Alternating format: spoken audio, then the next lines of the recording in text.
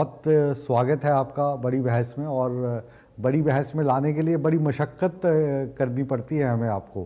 कल हालांकि अर्जुन हमारे साथ बैठे थे, तो लेकिन आपको बड़ी मुश्किल से पकड़ के हम पहुंचाते हैं कैमरा के आगे। बहुत बहुत स्वागत है। कितने गांवों का दौरा किया आज? मैं दिल्ली था, मेरे 20 गांव के कार्यक्रम थे। जी मैंने तो आपसे जब एक प्रॉमिस कर दिया था कि मैं आज आपके चैनल पे आऊंगा, जी। तो मैं गांव में जितना समय मुझे लगाना चाहिए था लोगों से माफी मांग करके आया हूँ कि मुझे आज बस यही जो। रात कुछ नाम का हाँ फोन आया हुआ है हाँ।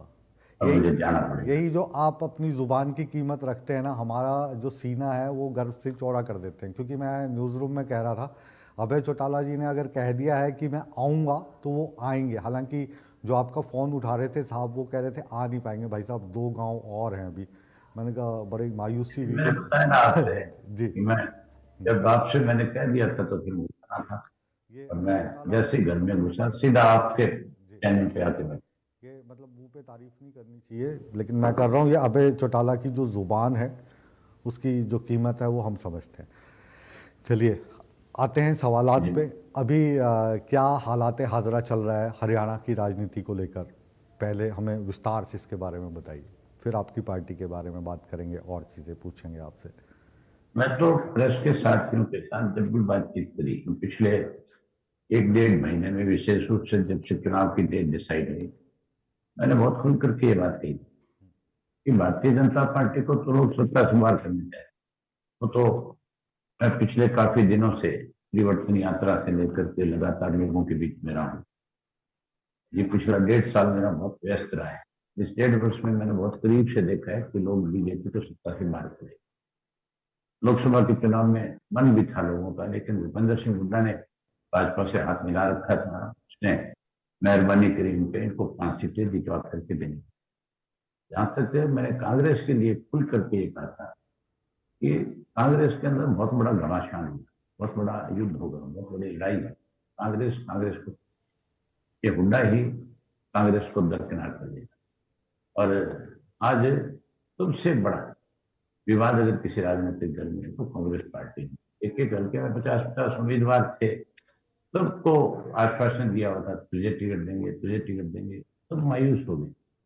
अब वो सब लोग जो है कांग्रेस को सत्ता के करीब नहीं आने देंगे। वैसे भी न जो है बीजेपी के साथ मिलकर के कांग्रेस को सत्ता में कभी लाएगा भी नहीं।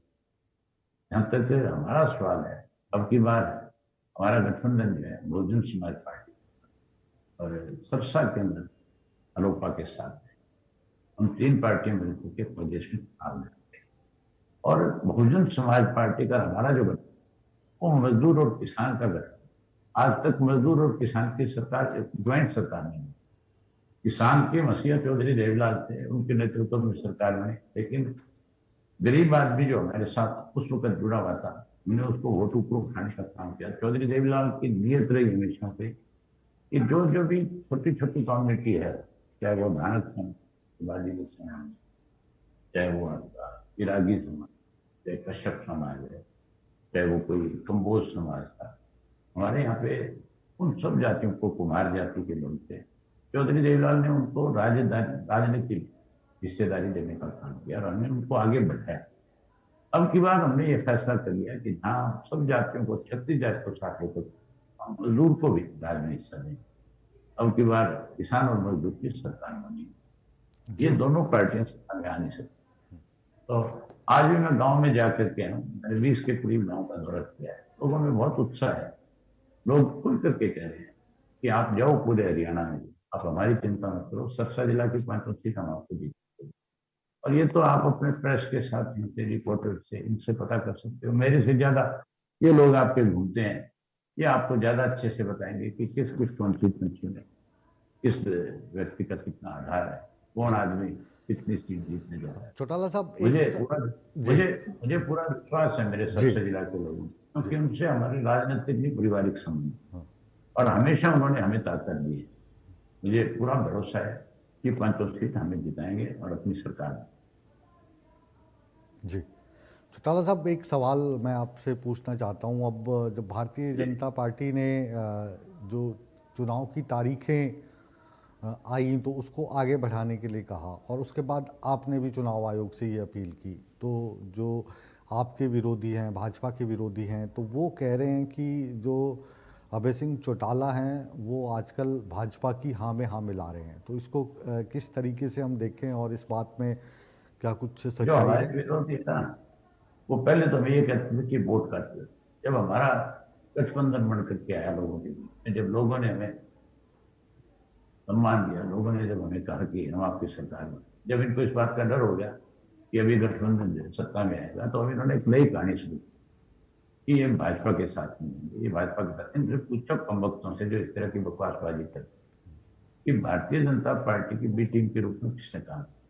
जेजेपी वाले तो 4.5 साल तक मलाई खाई, हमारी सरकार करके पूरा प्रदेश में हुड्डा लगातार भाजपा के साथ कांग्रेस को भी कमजोर कर रहा है, प्रदेश को भी कमजोर। अब इनके पास कोई बात बची नहीं। अब ले देख के इस बात पे चर्चा शुरू करने लगे, कहने लगे कि हम भाजपा के साथ मिल जाएंगे, हम भाजपा के साथ चले जाएंगे। इस भाजपा का विरोध अगर असेंबली में किसी ने किया तो वो मैंने किया। असेंबली के बाहर इनके खिलाफ कोई लड़ाई लड़ी तो हमने लड़ी। किसान आंदोलन जो था उसमें कांग्रेस के लोग काम, उसमें जेजेपी वाले काम। उस किसान आंदोलन में पूरे देश में अगर किसी ने इस्तीफा देकर के किसानों के साथ खड़ा हुआ, भाजपा के खिलाफ लड़ाई लड़ी, तो केवल इंडियन नेशनल लोकदल पार्टी थी। मैंने इस्तीफा देना कोई छोटी बात नहीं होती। मेरे सिर्फ किसानों ने ये बात कही कि आप कोई बड़ा फैसला लेते हो। मैंने 1 मिनट नहीं लगा कि अपना पद छोड़ करके उनके बीच में जाकर के बैठ गया, और जब तक उनके साथ खड़ा रहा, जब तक तीनों काले कानून खत्म नहीं हुए। ये सब फजूल की बातें कांग्रेस के लोग चला रहे हैं, कांग्रेस के लोग कर रहे हैं। इनको बहुत बड़ा सबक मिलेगा। ये किसी भी कीमत में सत्ता के नजदीक नहीं पहुंच पाएंगे हमारी सरकार में। जी।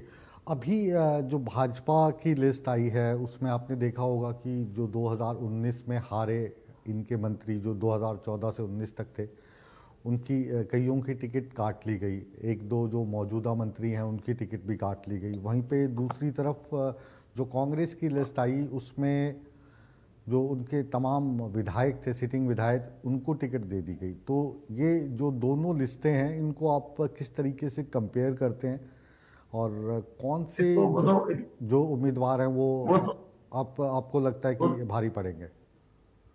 वो तो इन दोनों की अपने फैसले हैं पार्टी में। आप कहते हो कि इन दोनों में से कौन भारी पड़ेगा, मैं कहता हूं हम इनको सबक सिखाएंगे।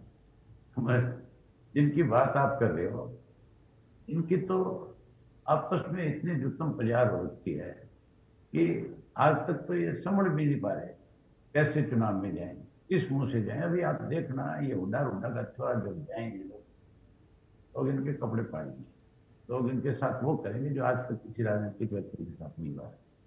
हम बड़ी ताकत के साथ आगे बढ़ेंगे। अभी चुनाव की शुरुआत है।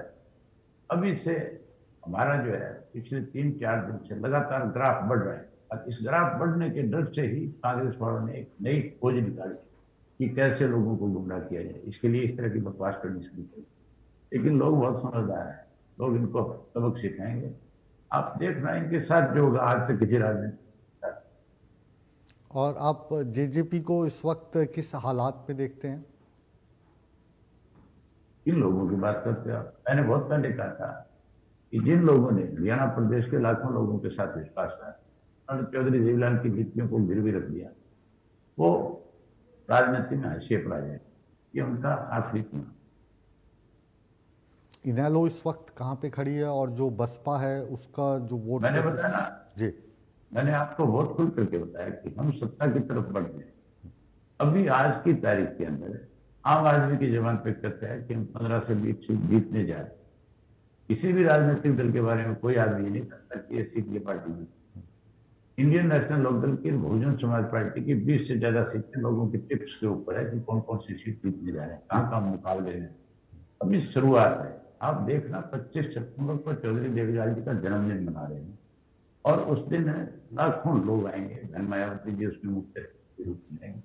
उस रैली के बाद एकदम माहौल बदल जाएगा।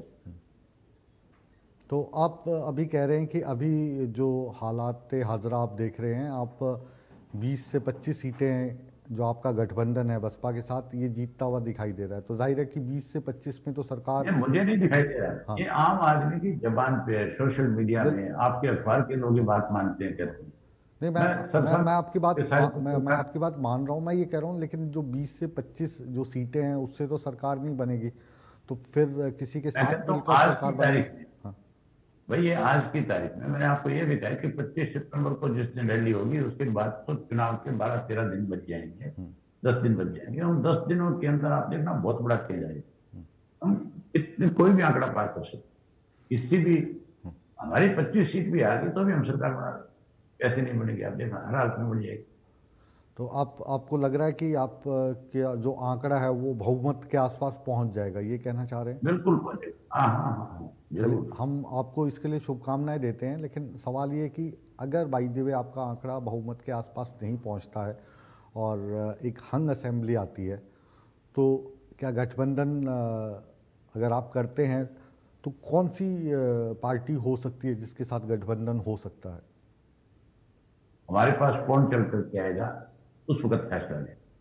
जी, अभी जो आपकी पार्टी चुनाव मैदान में है, जाहिर है कि आप आज भी 20 गांवों का दौरा करके आए हैं, कल की लिस्ट भी मैंने देखी थी, काफ़ी लंबी है, कल भी सुबह से जी लेकर रात जी तक जी। आपके दौरे चल रहे हैं।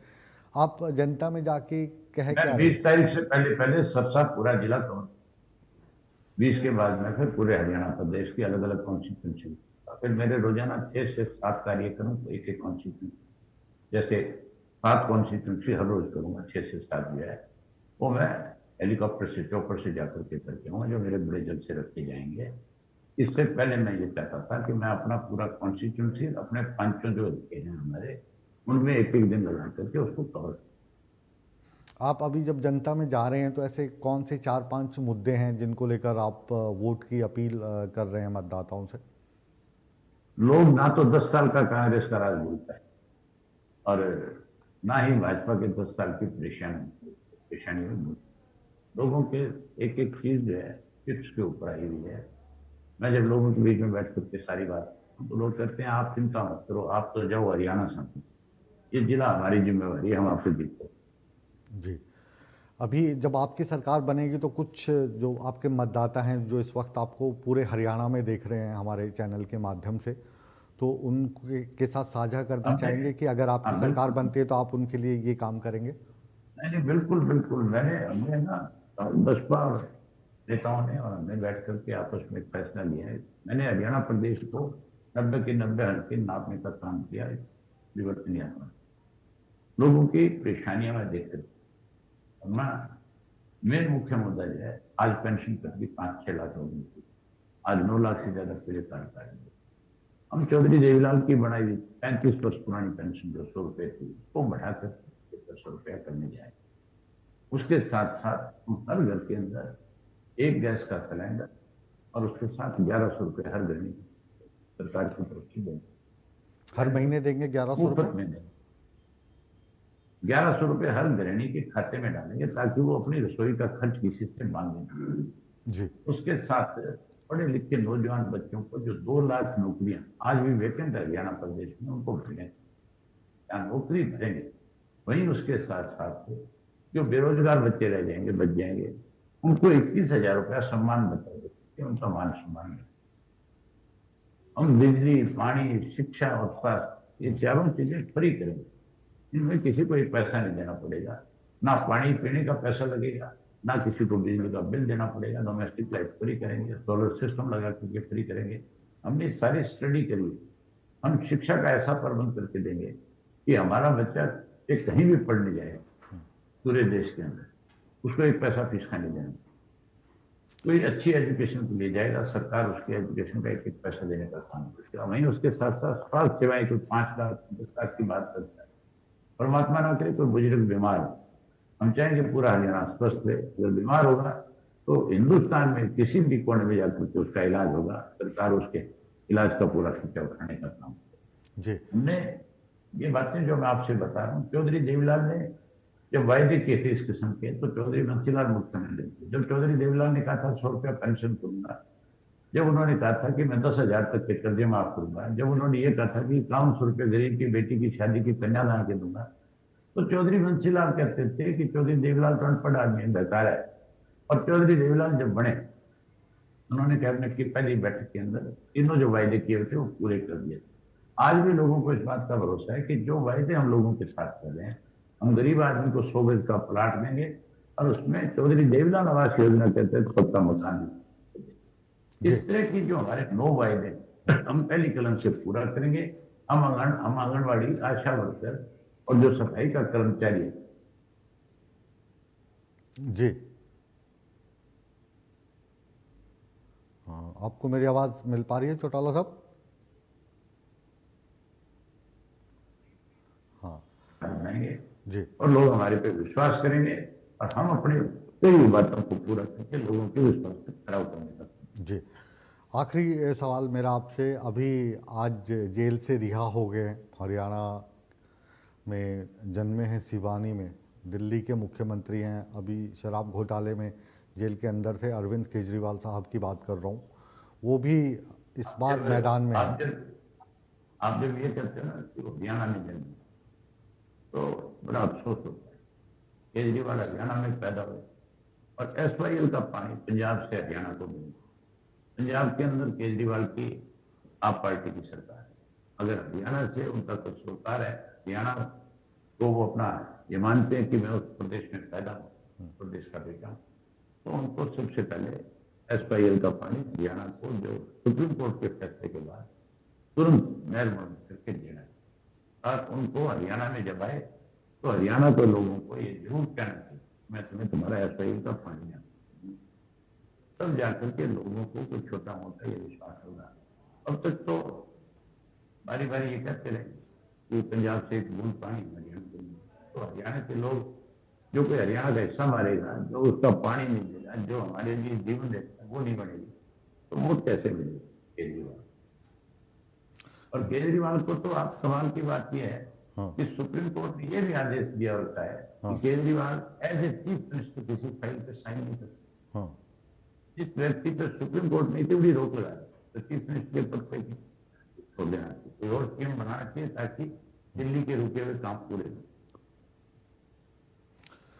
तो आपको लग रहा है कि आम आदमी पार्टी का कोई इम्पैक्ट हरियाणा पे नहीं पड़ेगा, ये मान के चलिए? कोई भविष्य नहीं, कुछ नहीं, जीरो। आप अपना मुख्य मुकाबला कौन सी पार्टी के साथ मानते हैं इनेलो का? अभी शुरुआत है चुनाव की। अभी तो मैं कह रहा हूँ एक कांग्रेस की भगदड़, कांग्रेस की गुटबाजी, कांग्रेस की लड़ाई, भाजपा की बगावत, ये सब चीजें चल रही है। ये सेटल्ड होने तो थोड़ा चुनाव आगे आने तो फिर होता है। पर कांग्रेस वालों ने तो मंत्रियों की लिस्ट बनानी भी शुरू कर दी है, जिनको टिकट नहीं मिले हैं उनको चेयरमैन के पद देने भी शुरू कर दिए हैं। आप उस भगदड़ को किसी तरह से रोकने की कोशिश करेंगे? हाँ, ये पुरानी परंपरा है कांग्रेस की। अच्छा। अभी तो हुड्डा से चलते में जाएगा, कहेगा इसको जिता के भेजो, मैं इसको मंत्री बनाऊंगा। मंत्री हरियाणा में 10 से बढ़ने, 10 में 10 जो है इंडियन नेशनल लोकदल पार्टी और बहुजन समाज पार्टी के बनने, किसी के और के नहीं। जी इनको को सपने लेने छोड़ दो। जी हाँ, चलिए बहुत बहुत शुक्रिया, और तहे दिल से शुक्रिया कह रहा हूँ मैं आपको, क्योंकि मुझे पता है आज आप जो है ना इस बड़ी बहस में हमारे साथ इंटरव्यू के लिए 2 गांव छोड़ के आए हैं। तो हमारी कोशिश रहेगी आप 2 गांव नहीं, हरियाणा के जितने भी गांव हैं उन सभी गांवों में आपके इस प्रोग्राम को देखा जाए, और जो 2 गांव छूटे हैं और जिन जिन गांवों में आप अपनी पार्टी का संदेश पहुंचाना चाहते हैं, तो मैं ये मंच खुला देता हूं, आपको पहुंचाइए। आप मुझे लिंक भेज देना, मैं पूरे प्रदेश के अंदर अपने सोशल मीडिया के माध्यम से आपकी बात को पहुंचाने का काम करूंगा। और वैसे भी मुकेश राजपूत को तो हर कोई जानता है, हर कोई देखता है, आपकी और मेरी मित्रता किसी से छुपी हुई। जी हाँ, मेरे बच्चे भी बहुत खुश होते हैं जब देखते, कहते हैं अभय अंकल के साथ इंटरव्यू बड़ा अच्छा होता है आपका। मैंने कहा वो भी सच बोलते हैं, हम भी सच बोलते हैं, क्या करें। जी तभी तो बाकी लोग आपके इस पे आने से डरते हैं। अच्छा नहीं ऐसा तो मुकेश राजपूत क्या पूछेंगे? नहीं डरता कोई नहीं है, ये तो आपका प्यार है और सम्मान है, और इस सम्मान के लिए मैं आपका हमेशा से आभारी रहा हूं, और भविष्य में भी मैं आपको इसी तरीके से परेशान करता रहूंगा। मैं आपके चैनल के माध्यम से हरियाणा के मतदाताओं से एक निवेदन करूंगा जी कि आप 10 साल कांग्रेस का राज भी देखिए, 10 साल आपने बीजेपी, 5 वर्ष चौधरी ओम प्रकाश चौटाला का राज आपने देखा था। अब एक मौका फाइनली को बसपा को दें। हम आपसे जो प्रॉमिस आपके चैनल के माध्यम से उन सबको ये यकीन है प्रदेश के लोग हमारी बात पे विश्वास और भरोसा करेंगे और हमें आपकी बात सेवा करने का मौका दें। चलिए, हमारी तरफ से आपको शुभकामनाएं हैं और जनता जो है वो आप का साथ दे, हम यही कामना करते हैं। बहरहाल आप बड़ी बहस में जुड़े, हमारे सवालात का जवाब दिया, दूसरी पार्टीज़ के बारे में भी जो आपके जहन में है उन चीज़ों को साझा किया। तहे दिल से शुक्रिया आपका चौटाला साहब, बहुत बहुत शुक्रिया। बहुत धन्यवाद।